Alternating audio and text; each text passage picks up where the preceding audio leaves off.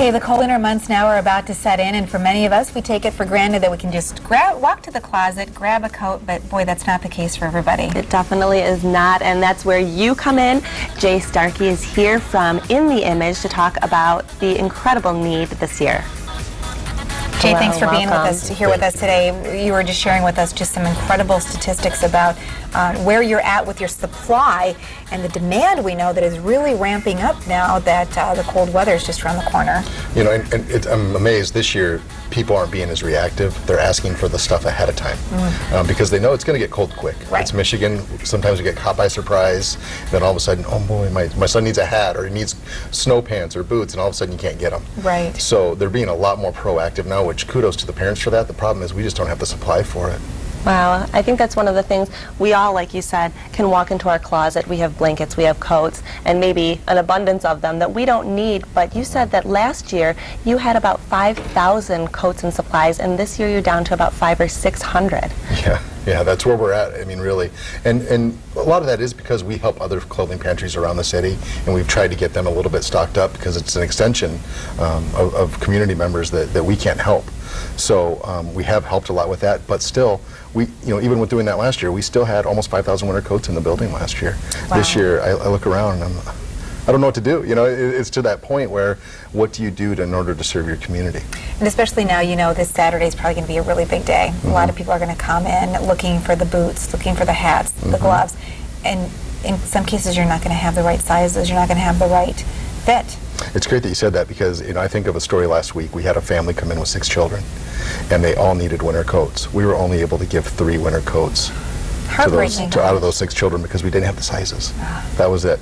And that's the problem. We need a wide range of sizes. And all of us, I mean, my children are 11 and 14 now. I've got coats from when they were 5 and 6 and 7, and shame on me. Right. I do this every day. Yeah. I should be able to do this. Exactly.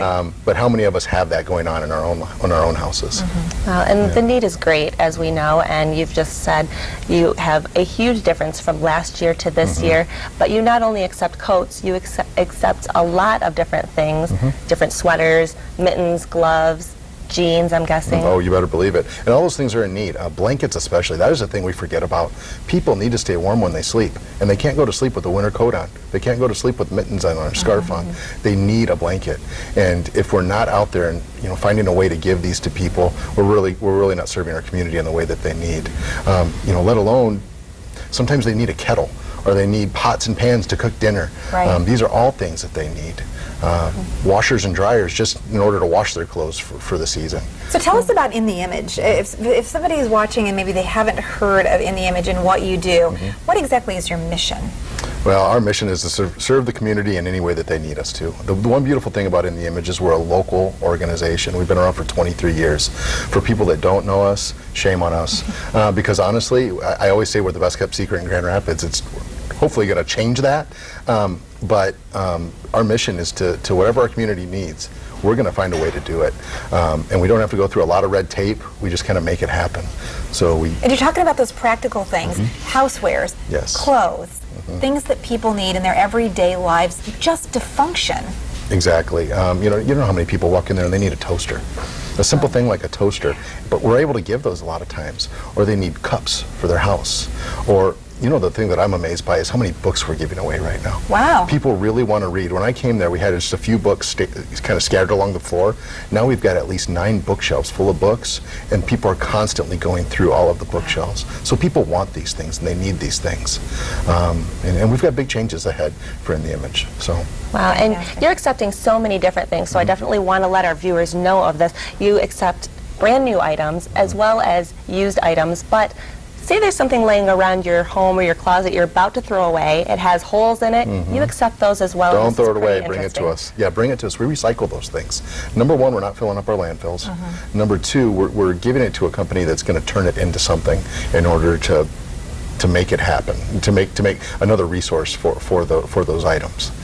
Yes. So you get 20 cents a pound. We get about 20 cents a pound right now scraps. for it. And this is something we were spending almost $2,000 a month in trash. We're down to about $600 a month in trash. That's really great. Just being a good steward of everything that you're given. Okay, and it's so easy. I know that people just pull around to the back of your building. You've got staff there to help unload it, you get a tax receipt. Yep, You're good to go. definitely. And you're ready to go. And not just that, you know that it's staying within your community. Yeah. Except for the scrap stuff that we recycle, everything else stays right in the Grand Rapids community. Well, that's great, Jay. Thank you so much you for being so here much. with us today. You've Thank given us a you. great call, a great challenge, and a great reason to clean our closets, right?